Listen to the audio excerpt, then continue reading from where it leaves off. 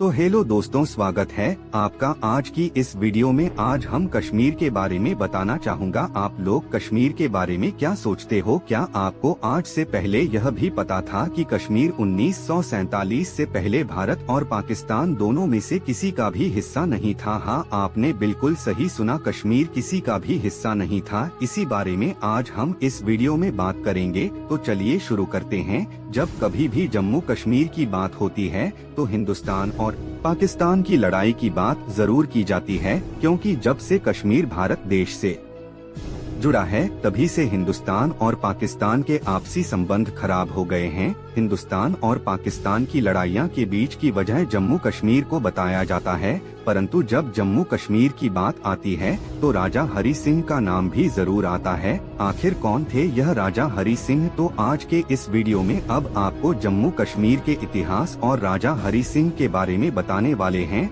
आप सभी लोगों को पता होगा कि कश्मीर को पृथ्वी की सबसे सुंदर जगह माना जाता है। कई लोग को कहना है कि धरती पर अगर कहीं जन्नत है तो मैं कश्मीर में है, क्योंकि यहाँ पर ऐसे सुंदर सुंदर दृश्य देखने को मिलते हैं जिन्हें लोग देखने के लिए बहुत दूर दूर से आते हैं। वह कश्मीर की खूबसूरत पहाड़ियाँ, चोटियाँ जो कि बर्फ से पूरी तरह दुखी हुई होती है, उनको देखने के लिए आते हैं। कश्मीर में एक बहुत सुंदर झील भी है जिसके चारों ओर बहुत बड़े बड़े पेड़ लगे हैं, जिसे आप सभी डल झील कहते हैं। एक समय जम्मू कश्मीर भारत का अभिन्न अंग था, जो भारत की आज़ादी के बाद भारत का हिस्सा बना। कश्मीर भारत को उसे समय के कश्मीर के राजा हरि सिंह के कारण ही मिला है। 20 अक्टूबर 1947 को एक ऐतिहासिक फैसला लिया गया। इस फैसले में कश्मीर को भारत से जोड़ दिया गया और तभी से हिंदुस्तान और पाकिस्तान में झगड़ा शुरू हो गए। जम्मू कश्मीर एक अकेली ऐसी रियासत थी जहां की ज्यादातर जनसंख्या मुसलमान थी,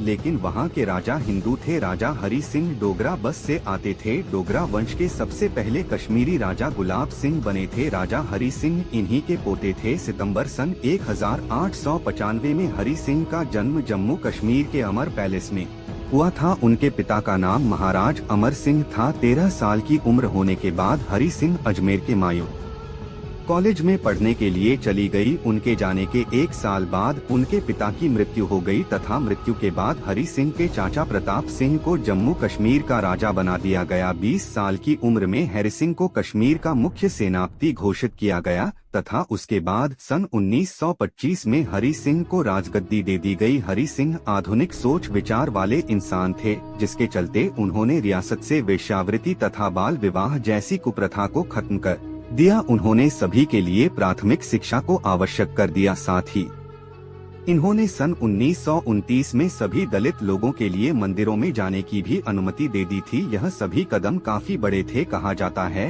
कि 1947 के बाद जो भारत को आज़ादी मिली, तब हरि सिंह कश्मीर को पाकिस्तान या भारत किसी भी देश से जोड़ना नहीं चाहते थे। वह चाहते थे कि कश्मीर एक स्वतंत्र देश बना रहे, पर 22 अक्टूबर 1947 को पाकिस्तान ने कश्मीर पर हमला कर दिया। इन हमलों में राजा हरि सिंह की सेवा लगभग हार ही चुकी थी। वह मदद के लिए भारत के पास पहुंचे, जहां 24 अक्टूबर 1947 में पंडित जवाहरलाल नेहरू और सरदार वल्लभ भाई पटेल ने उन्हें एक शर्त पर मदद करने को कहा, और शर्त यह थी कि कश्मीर को भारत में शामिल होना होगा, जिसके बाद राजा हरि सिंह ने इस शर्त को मान लिया। इस तरह 26 अक्टूबर 1947 को कश्मीर भारत का हिस्सा बन गया। इसके तुरंत बाद भारत ने अपनी सेना कश्मीर में भेज दी और तेजी से पाकिस्तान सेना को पीछे ढकेल दिया। लेकिन इसी दौरान पाकिस्तान अमेरिका में UN सिक्योरिटी काउंसिल के पास पहुँच गया, जहाँ भारत और पाकिस्तान दोनों को कश्मीर में सीज फायर और अपनी सेवा को पीछे हटने का आदेश दे डाला, ताकि कश्मीर में इलेक्शन करवाकर यह तय किया जा सके कि कश्मीर किसका हिस्सा बनेगा। भारत ने तो फिर भी सिक्योरिटी काउंसिल की बात मान ली, लेकिन पाकिस्तान ने सिक्योरिटी काउंसिल की बात नहीं मानी और उसने कश्मीर के 30% हिस्से से अपनी सेवा को नहीं हटाया। और तब से लेकर आज तक पाकिस्तान इसी तरह कश्मीर के करीब 30% हिस्से को अपने कब्जे में ले रखा है, जिसे आज के समय हम पाकिस्तान ऑक्यूपाइड कश्मीर यानी POK कहते हैं। इस मुद्दे पर कभी और बात करेंगे। अभी वापस आते हैं कश्मीर के इतिहास पर। तो जब 26 अक्टूबर 1947 को राजा हरि सिंह ने कश्मीर को भारत के साथ मिलाया था, तब राजा हरि सिंह ने विलय पत्र में आर्टिकल 370 और आर्टिकल 351 शामिल कर दिया था, जिसके मुताबिक कश्मीर को भारत के संविधान के अलावा अपना खुद का संविधान और झंडा रखने का अधिकार था। इसके अलावा कश्मीर में ना तो कोई भारतीय जमीन ले सकता था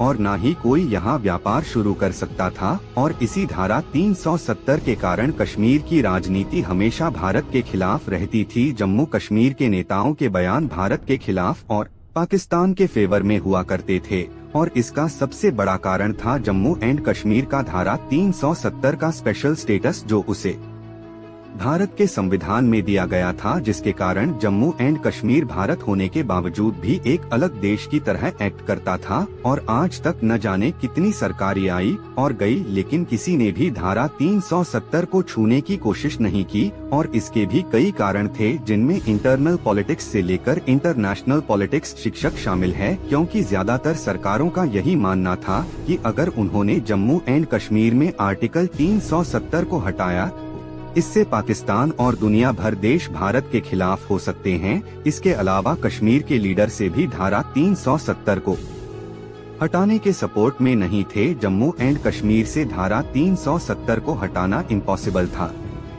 पर 5 अगस्त 2019 को जो हुआ उसने भारत की जनता और पूरी दुनिया को चौंका दिया, क्योंकि इस दिन भारत सरकार ने प्रेसिडेंट ऑर्डर की मदद से आर्टिकल 370 को हटा दिया, और इस तरह जम्मू एंड कश्मीर भारत का एक अभिन्न अंग बन गया और उसे वह सभी अधिकार मिले जो भारत की दूसरी स्टेट में है।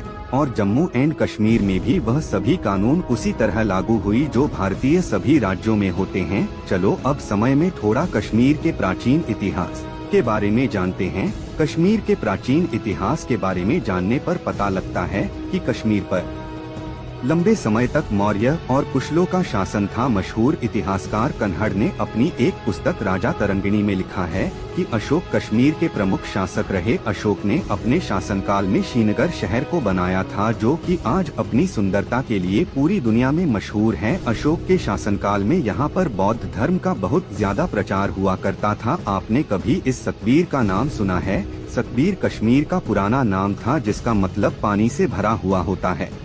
ऐसा इसलिए कहा था क्योंकि कश्मीर में बहुत सारी सुंदर सुंदर नदियाँ और झीलें हैं। 1339 में कश्मीर में मुस्लिम शासन का राज था, जिसकी शुरुआत शाह मीर शमसुद्दीन ने की, पर जब 17 सेंचुरी में मुगल शासन कमजोर होता चला गया तो इसका फायदा अहमद शाह अब्दाली ने उठाया और कश्मीर पर अपना कब्जा कर लिया। इसीलिए 1819 तक अफगानों का कश्मीर पर शासन रहा, पर 1820 में कश्मीर में कुछ अलग हुआ और इस बार कश्मीर पर एक हिंदू राजा का शासन शुरू हुआ, जिनका नाम महाराजा रणजीत सिंह था। सन 1840 में हुए लाहौर समझौते में उसे वक्त में भारत के गवर्नर जनरल लॉर्ड होर्डिंग ने कश्मीर के आसपास के सभी पहाड़ी राज्यों का अधिकार गुलाब सिंह को दे दिया तथा उस समय गुलाब सिंह का राज्य लद्दाख और बलूचिस्तान तक फैल गया था। सर 1857 में गुलाब सिंह की मृत्यु के बाद उनके पुत्र अमर सिंह को राजा बना दिया गया था। उनकी मृत्यु के बाद प्रताप सिंह को राजा बनाया गया